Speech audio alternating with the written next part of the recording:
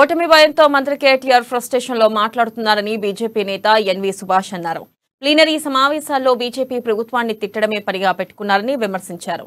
BJP నేతలంటే BRS కు భయం పట్టుకుందని, అందుకే పదే పదే బీజేపీ నేతలను విమర్శిస్తున్నారని దుయ్యబట్టారు. బండి సంజయ్ గారు మొత్తం నిండిపోయిందన్నాడు. పొద్దున్న చూసినా సాయంత్రం చూసినా టీఆర్ఎస్ పార్టీలో బీఆర్ఎస్ పార్టీలో ఉన్న వాళ్ళందరూ కూడా బండి సంజయ్ గారు భారతీయ జనతా పార్టీ అంటే భయం అవుతుంది అన్నాడు. అంటే వాళ్ళు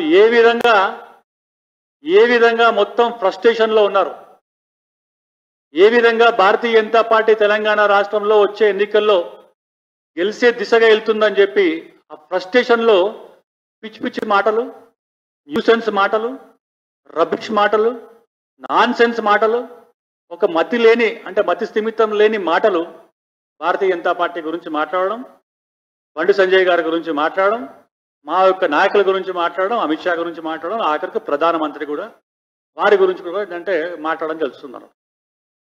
ఈ యొక్క 119 స్థానాల్లో ఈ ఆత్మీయ సమ్మేళనం పెట్టినప్పుడు మనం చూస్తే అసలు ఏ విధంగా ఒక్కొక్క మంత్రి కానీ